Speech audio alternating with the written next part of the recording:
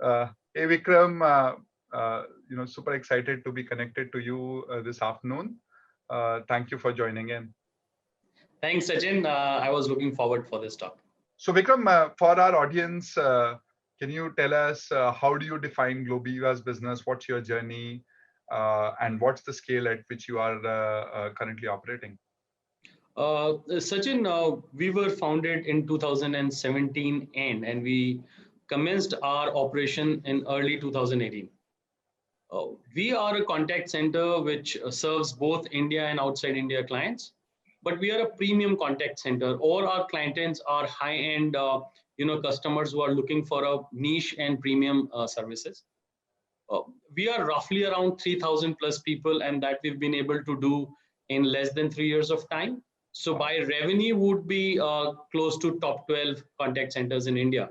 And there are more than 1,800 BPOs in India. So from that space of 1,800 BPOs, we've been able to travel and get the spot of top 12 by revenue and in less than 3 years of time. Though pandemic did have some impact on us, but we are back on track. We are close to more than 100 crores of revenue. If Wow, I was to give you a scale in terms of revenue. that is such a fantastic rocket ship growth, Vikram. Congratulations to you and the core team.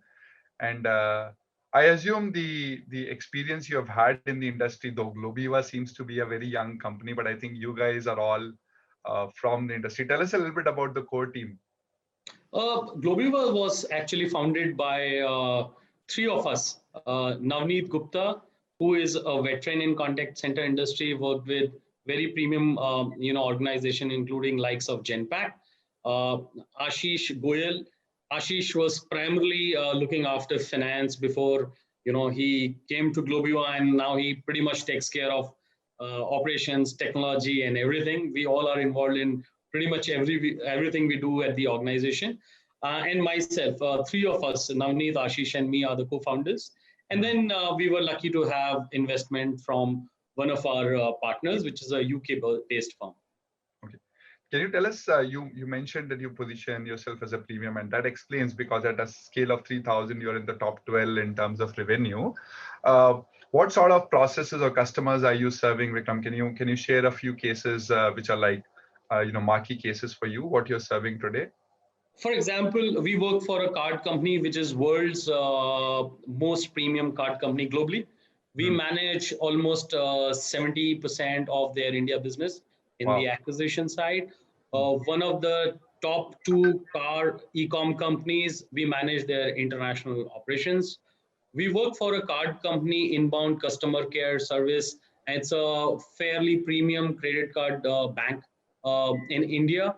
Then we work with a lot of e-commerce companies, premium insurance companies, and we work in both back office, voice-based processes, both customer service side and sales side. So our portfolio is fairly wide while we are just 3 years old, but we pretty much do sales and service, and we pretty much use all the channels of service, which would mean voice, email, chat, and even the back office. Awesome, awesome. Yeah, and I think being a little horizontal and a little widespread really helped folks who are doing that during the pandemic, because a few verticals were like super impacted and few verticals were unimpacted. And Absolutely. that brings me to what everybody has gone through. So what has been the last 9-month journey? Has it really impacted? Did things significantly change for you, and maybe in the industry? Can you shed some light on that? Frankly speaking, I think we had more learnings than impact. I would say every impact is a learning in itself. So it was, in a sense, a difficult time. But I think the kind of learnings we've had, it would definitely take us to next level in coming times. Especially some of the solutions around work from home, some of the solutions around how we can be utilizing our infra better and have less dependency on infra, because infra is a substantial fixed cost on contact centers. And in the pandemic time, when we were really challenged, where we were not able to operate out of office and those fixed costs were impacting us, we have kind of worked out solution where probably now we can have solutions where fixed costs not impact us much, and we are able to give services to our customers at more competitive price points. But yes, definitely our industry hugely got impacted, and the unorganized sector was not able to kind of survive most of it, at least during the pandemic time. And the companies which were more structured, the large base, and which had more diverse, customer base, they were able to kind of survive. And we were frankly, since we were having our capabilities both on technology and people front, we were able to kind of sail through fairly strongly during this pandemic. Yeah, I think absolutely agree with you, Vikram. There, from our experience, and pandemic has given us an opportunity to connect with our customers across the region. Folks who have been more agile, who responded with, first a fast response and then a strategic response. They've actually benefited, from an overall bottom line, and hence the capability to serve more customers, which in turn means more business. So I think we have seen that cycle, that people who responded really fast, they were conservative, but they realized that these changes are going to be like long term, and by God's grace, I think we have the vaccine coming in, and hopefully things will normalize. But I don't think the industry is going to go back to what it was pre-pandemic, exactly 12 months ago. Some of these changes are here for good, and as you rightly said, this impact has made everybody, including us as a technology vendor, learn a lot. Let me bring in Ameo here, Vikram. So, you guys have worked in global leadership BPOs. You yourself are now in the top 12, and I wish that that journey continues to happen, and you come in the top 10, top 5 BPOs. Tell us, how did you come across Ameo, and what made you sort of pick us up? What do you use us for? Frankly, we use Ameo for almost everything we do. Our entire international operations runs on Ameo. Our 90% of domestic runs on Ameo. The 10% which is not on Ameo is for a very specific reason. But frankly, when we were evaluating go-to-market strategy for Globiva, we wanted both in technology and infra to be very premium in terms of our delivery capabilities.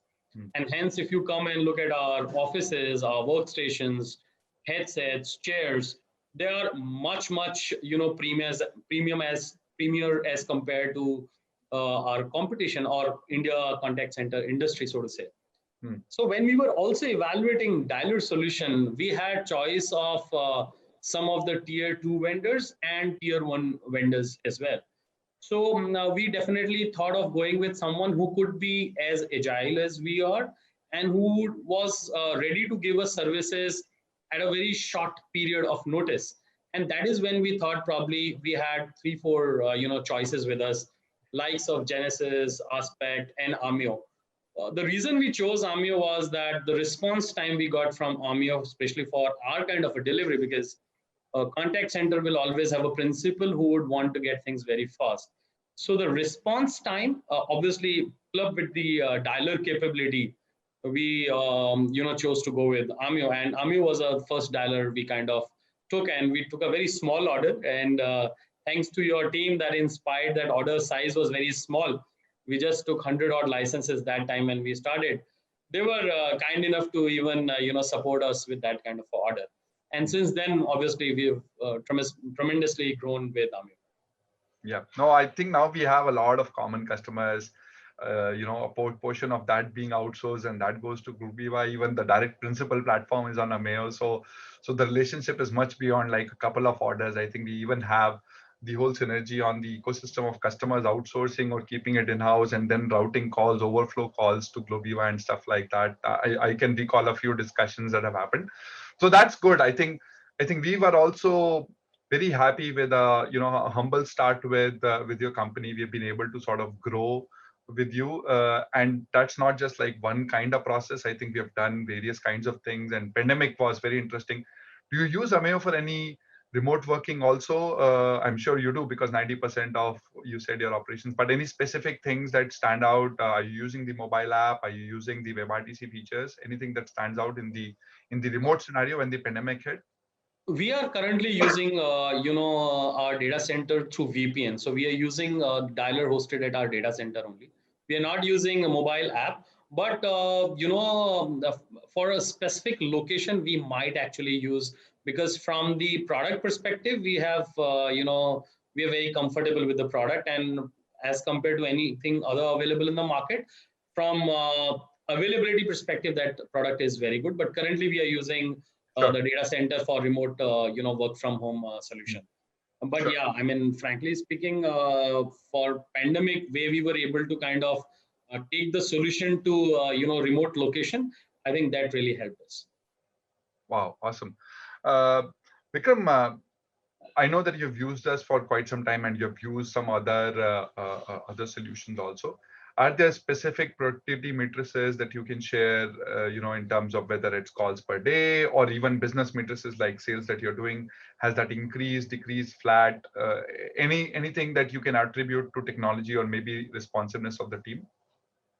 Frankly speaking, Sachin, how it helped us was one of the biggest challenge, especially with the dialer solution, is the dashboards are not very dynamic. When I say they are not dynamic, means that uh, you are not able to look at every metrics at a given point of time. Most of the dialers give you analysis at the day end. Hmm. Now, one of the things which we really like, and all our floors have large televisions and the dashboards which Amio has kind of custom made for us. We have all the matrices, including the talk time, the AHTs, the data conversions, sales per guy, talk time per guy.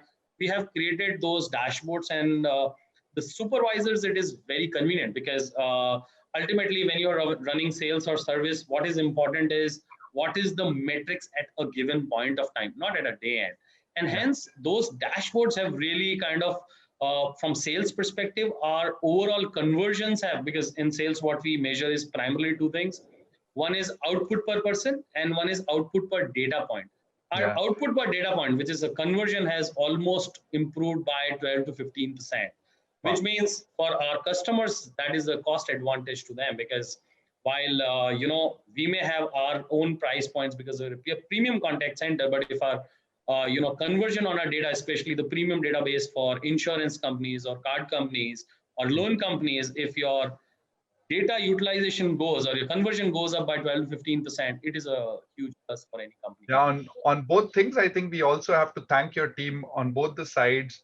So, for example, on the dashboards, typically customers ask for flow dashboards. Flow dashboards are usually productivity matrices, right? But your team also had a business view on, the final output metric, and I think that reflects a little bit on the culture that everybody is result driven and not just that I have to take 100 calls and my AST has to be this much. I think the conversion, once the floor level guy is focused on conversion, we have seen magic happening as long as they are aligned to that KPI. So that I think is also thanks to your team. They pushed our team to get those dashboards on. Yeah, but And I would maybe just interrupt you here. One of the most interesting things what we've been able to do with Amio omni-channel platform is all these dashboards we've been able to give to our customers by whitelisting at their premises. So unlike in our previous roles and our previous experiences, they would ask a lot of MISs from us, and we would have a battalion of team doing just MIS work. But here it is that we have a dashboard which is on the floor, which is in my room, which is at client office. All of us are looking at a dashboard, and we are not asking for real-time reports. We have real-time report on the dashboard running live. So we pretty much ask too many questions. So it is definitely a difficult job for a ops guy on the floor, because he has too many questions coming from us. But from ops delivery standpoint, especially services business, and as you would know, Sachin, even if you miss your service level for half an hour, you cannot recover yeah, throughout the day. And especially if you're working for new age tech companies where volume is very high in certain intervals, yeah. it becomes very, very important that those dashboards are really handy with you all the time. And I think where we've created those dashboards and availability of dashboard across globe, it has really helped us.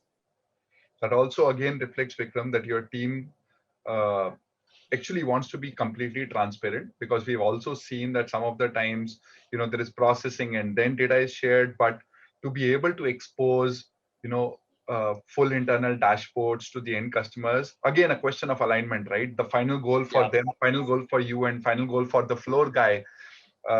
And we as a vendor, are happy facilitating that, because then those are the kind of alignments which scale very fast and which is reflecting in Globiva's growth. So this is awesome to know. Even on the data utilization point, I think it's got to do with how the retries and intelligently we are able to together with your team decide that who to call, when to call, and sort of use that data intelligently, because it's the same set of data that you have to call out. It's a question of how many times do you want to call a specific person, if there are, and what should be the difference or interval time. Let's say if a number was busy, are we retrying it on time or not, and stuff like that. But great to know that. In fact, on that, what we did was, for one of our e-commerce car company, we created LMS with Amio. Now, what that LMS had capability was that once a data point comes to that LMS, for example, some customer has searched for some car somewhere, and we want to now out-call him. So when we created that LMS had the complete rule engine on every data point. So if I call him first time, if he's not contactable, then I will call him after 2 hours, then 5 hours, then next day 3 hours. The entire rule engine we were able to build on the LMS of Amio. So their conversions obviously were hugely took positive side, because then we had a science behind when to call a customer, how many times to call, and it was like a very easy GUI based solution, which ops team was very comfortable kind of handling. Otherwise, the MIS guy who just keeps churning the data without getting right output out of it. Yeah, in fact, some of these things, Vikram, we are also learning from our customers that a simple use case of a set of data being called, that is what dialers used to solve. But now, simple stuff like, for example, a real-time lead like the one that you just mentioned, somebody filling a website form and he's already on the website right now. If one is able to call within a stipulated time, it doesn't matter how much data is pending from the previous time, but if you're able to call this person, let's say immediately, then the chances of conversion are much higher. And instead of using custom workflows with the Ameo 5, which we are planning right now, we are actually creating a workflow engine within Ameo. So you will be, without any customization or need for a separate LMS system or a lead management system, one will be able to define these buckets, rules within the Ameo interface with zero customization. So I think that's something that we learned from some of these processes, that every customer is asking for it and we don't want a delivery delay. Why can't we build it into the product? So you'll see that in the product very soon. I have looked at the demo. I'm excited about it.